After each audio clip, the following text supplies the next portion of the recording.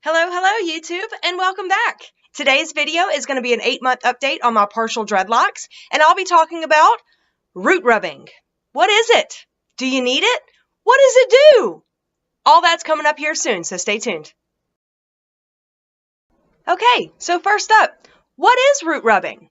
So root rubbing is what a lot of people will do for their dreadlocks. When their dreadlocks start getting loose hair at the base here. So my dreadlock actually stops about right here, and then I have loose hair all the way to the base in this section here.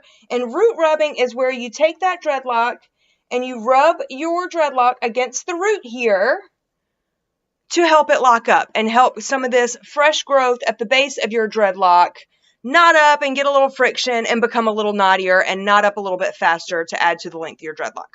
Okay, with that being said, root rubbing is not necessary. Like, do you have to do it to get your new growth to lock up? Absolutely not. Your dreadlock will naturally take care of that over time. As that loose hair gets longer and longer and longer, when you sleep on it, when you rub it, when you wash it, when you move your hair around, it will naturally start to tighten up there at the base all by itself. So root rubbing is not a necessity to make that happen. It does, to me, help speed up the process a little bit, but if you don't want to do it, by all means, you don't have to. Now, this leads me into point number 2. If you decide that you do want to root rub to help your locks knot up here at the base, then my first big warning to you is don't root rub too much. What does that mean? What is too much? Well, it's kind of going to be personal for everyone. What your scalp can handle, what your hair texture can handle, how long is the new growth at the base of your dread. All of those sort of things are going to matter as to how much you root rub. Root rubbing can cause the hair at the base of your dreadlock to over tighten. It can cause a lot of friction, and it can cause hair very close to the scalp to knot very close to the base of your dreadlock. And what I mean by that is, what can happen is you can have knots that form close to your scalp that are knotting to hair further down the dreadlock, which then draws the dreadlock base up tighter to the scalp, and it can give the feeling of tightness or tension on the hair. And what that can lead to is breakage. Of course, you don't want to break any of your hair off at the roots if you can help it. Of course, you obviously want to keep as much hair attached to your head as possible. But with that being said, if you over tighten or if you over root rub your dreadlocks into your scalp, there is the risk that you over tighten them, the hair gets too taut between your scalp and the dreadlock, and it snaps at some point, either when you're moving your hair or when you're sleeping or something like that. So some root rubbing is okay, but there is definitely a line where there is too much. So the next point I'm going to address is, do you rub clockwise or do you rub counterclockwise?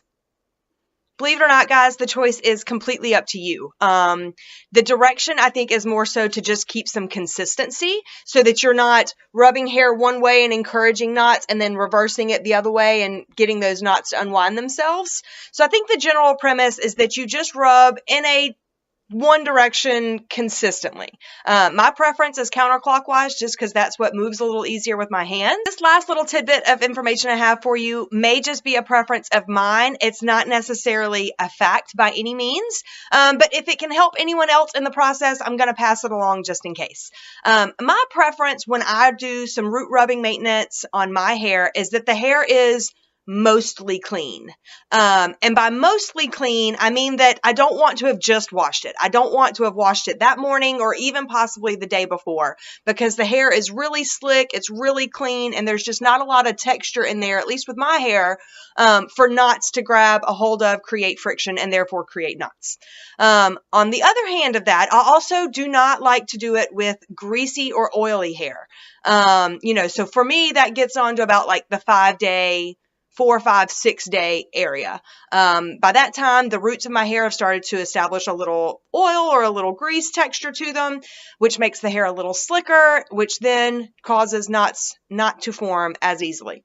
So my preference for when I do root rubbing maintenance on my hair is somewhere kind of in that golden spot right in between. I usually try to do it somewhere between 2 and 4 days after I've washed my hair. My hair is still clean, as in it doesn't have any excess oil deposits or grease built up on it yet, but it's not so clean that it's slick. After I have root rubbed my dreadlocks to get some of that new growth to start locking up, then I usually use a small crochet hook to help lock that hair up after that. So this is my small crochet hook. I use a very, very, very tiny size because my hair is very, very fine. And also you want it to be very small so that you can get it through the dreadlock without breaking a bunch of hair. So you don't have to crochet your dreadlocks after you do root rubbing. You can rub your dreadlocks, let them start to get a little knotty, and then rock on about your day. And they will keep rocking, just like that. I do a little crocheted maintenance to make sure that those knots stick, and plus it gives me a little instant satisfaction because I can almost instantly see and feel the new growth length added into the dreadlock by new fluffy little locked up hair. I'm getting ready to pull my hair back so that you can see my dreadlocks, and from there I will give you a couple of examples of how I root rub the dreadlock and then also how I crochet them afterwards. Alrighty, as you can see, my loose hair has been pulled up, so all of my partial dreadlocks that are hidden underneath have been exposed. I've done this so that I can work on the dreadlocks without having any of the loose hair get into the way. So the first thing that I like to do is use my extra hand, which in this case is going to be my left hand because I'm right-handed, to really make sure I've got the loose hair pulled away from the dreadlock. Anything that may be outside of that specific dreadlock's part, I go ahead and make sure to get it nice and flattened out and isolated away from the dreadlock. And then I hold my hands over the part lines so that I'm sure that no overlapping hair is getting into that dreadlock space. And this is kind of what that looks like.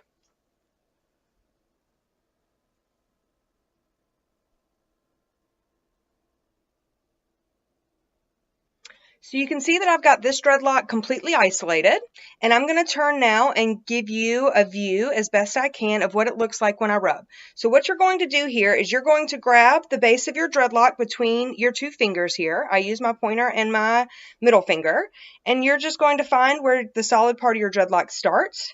You're going to grab onto it, you're going to press down through the loose hair to where you get contact with the scalp, and then you're just going to rub, like I said, clockwise or counterclockwise, whatever's up to you, but you're going to rub that for a little bit. It usually doesn't take me more than 15 or 20 or 30 seconds, but we'll see.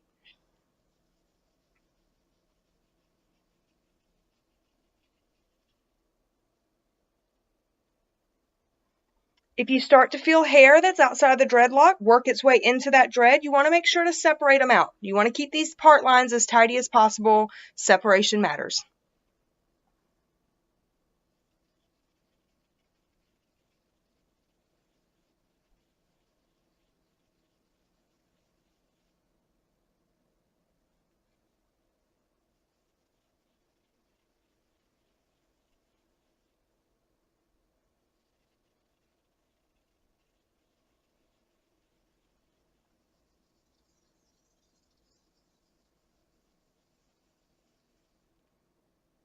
Alrighty. So I can feel that what used to be straight, loose hair is now frizzy, it's lumpy, it's got some knots in there, and I'm going to do my best to show you that here. So my dreadlock actually ends about right here, and then this is the loose hair. As you can see, it's got more volume to it, it's got a little fluff to it. So once you have root rubbed, what you're going to want to do is kind of take the root and twist it over on itself.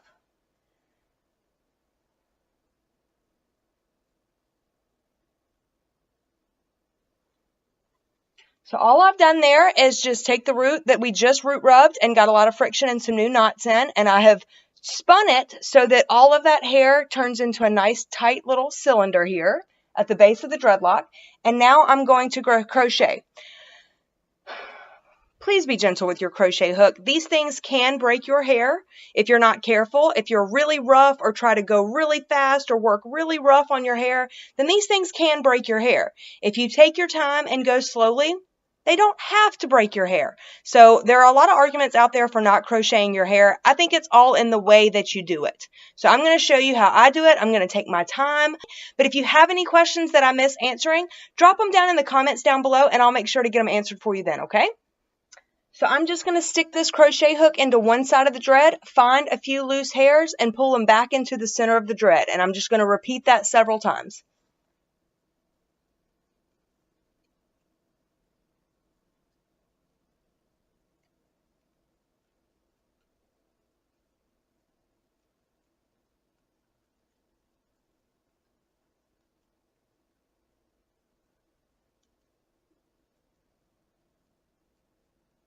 My goal here is not to pull it all the way through. It would be rather difficult with this type of crochet hook.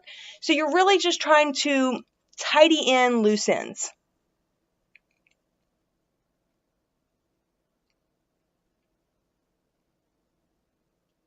There is a little bit of a rhythm to the crochet hook, or a little bit of a motion that I find helps.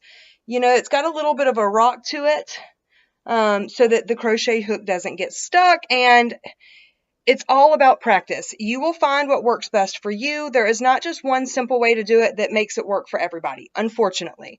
It's kind of a method of trial and error, but the good news is they're dreadlocks and they will survive. So be easy, take your time, crochet if you want to, don't if you don't want to, but I find that it helps keep the dreadlocks looking a little bit neater and helps me keep the roots a little bit tighter to the scalp as I root rub. Alrighty, so I've been doing this for just a couple minutes here, and I feel like the root feels pretty good. It feels pretty tight to the scalp. It feels pretty condensed. I don't just feel a bunch of frizzy knots sticking out of it. So I'm going to flip around and let you see the difference, hopefully a difference, between before we did the root rubbing and the crochet and now that it's done.